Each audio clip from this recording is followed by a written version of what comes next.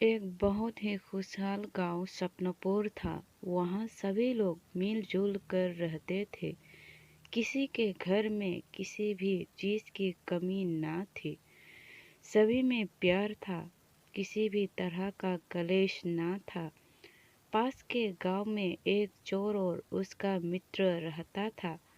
चोर चोरियां करता था, परंतु उसका मित्र बहुत ही ईमानदार था।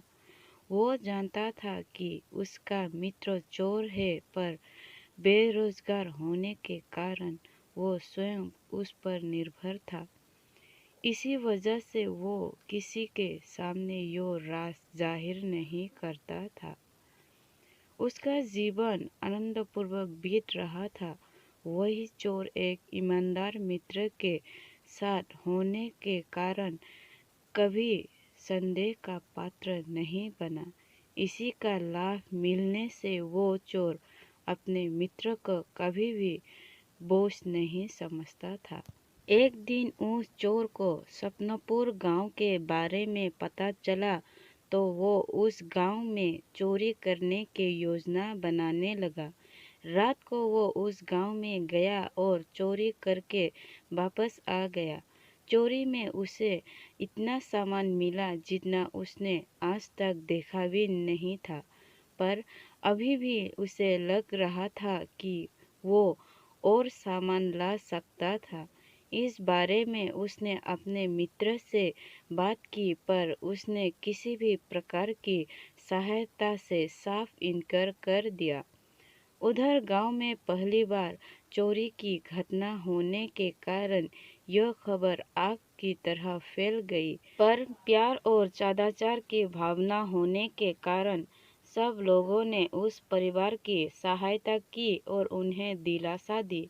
इस घटना के बाद सब चकन्ने हो गए थे, क्योंकि उन्हें इस बात का पता था कि चोरी किसी बाहर के व्यक्ति ने ही की थी।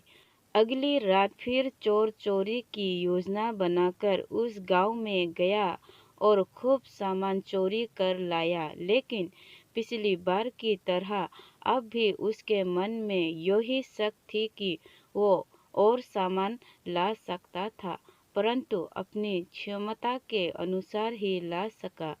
जैसे तैसे वो अपने घर पहुंचा। उसका मित्र देख के हैरान था कि 2 दिन से घर में बहुमूल्य सामान काफी मात्रा में आ रहा था।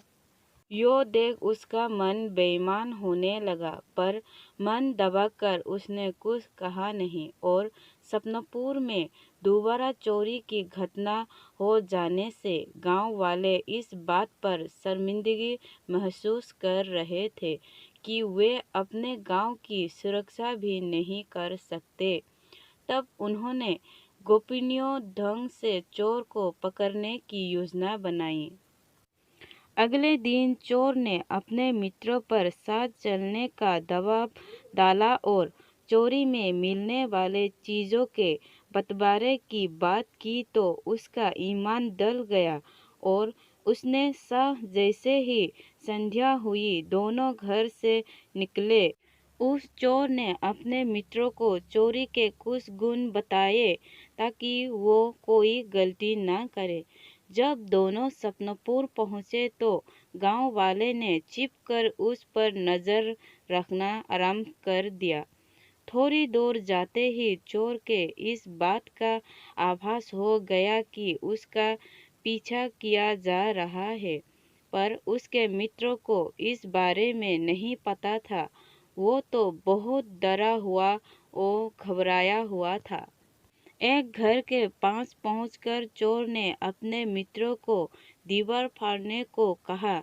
जैसे ही वो दीवार फाड़कर घर में घुसा, चोर चालाकी दिखाते हुए गांव वालों को चकमा देकर गांव से बाहर निकल आया और रातों रात अपना सारा सामान समेटकर अपना गांव छोड़कर चला गया। वहां सपनपुर में उसका मित्र घर में तो घुस गया था, पर जब उसने देखा कि उसका मित्र कुछ देर तक ना आया तो उसके पसीने छूटने लगे। वो थोड़ा आगे बढ़ा तो उसके पैर एक बाल्टी से टकरा गए और बाल्टी गिरने के कारण शांत अंधेरे में बहुत तेज आवाज़ हुई। आवाज़ सुनते ही सारे गांव वाले उस घर के बाहर आ गए और उसे पकड़ लिया। वो घबराया हुआ बोल रहा था कि उसने कुछ नहीं किया और माफ़ी मांगने लगा, पर गांव वालों ने उसे माफ़ नहीं किया और पहले हुई 2 चोरियों का इल्ज़ाम भी उसी पर डाल दिया गया। पूछताछ पर उसने अपने चोर मित्र के बारे में बताया। उसको ढूंढने की कोशिश की गई, पर बहुत शातिर होने के कारण वो हाथ नहीं आया और पहली बार चोरी करने आए उस इंसान को वो सज़ा भी काटनी पड़ी जो जुर्म उसने किया ही नहीं था। वो बार बार कह रहा था कि मैंने आज तक ऐसा काम नहीं किया, आज पहली बार मैंने ऐसा करने की कोशिश की, कृपया मुझे माफ़ कर दीजिए। पर किसी ने उसकी बात नहीं सुनी और उसे उपयुक्त सज़ा दी गई। यो प्रवृत्ति हम लोगों में भी होती है कि हम जानते तो है कि हमारे आसपास कौन कौन गलत काम करता है, फिर भी हम उसका विरोध नहीं करते और ना ही उसकी जानकारी किसी को देते हैं, जो भविष्य में हमारे लिए खतरनाक साबित होता है। जब हमें उस व्यक्ति से कोई परेशानी होती है, तब ही हम उसका विरोध करते हैं। ऐसे में इस बात का बहुत कम अंदेशा रहता है कि इसमें इंसाफ मिलेगा।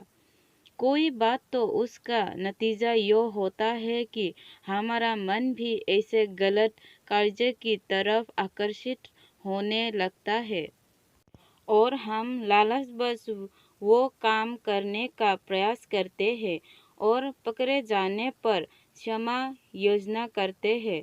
पर गलत कार्य हमेशा गलती ही होता है और सबसे बड़ी गलती पहली गलती होती है।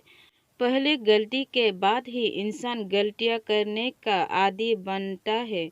इसलिए हमें दूसरों की गलतियों से सीख लेनी चाहिए और हमेशा खुद को सत्य की ओर प्रेरित करना चाहिए और प्रयास करना चाहिए कि हम अपने जीवन में ऐसी कोई पहले गलती ना करें जो भविष्य में हमें अंधकार की ओर धकेल दे।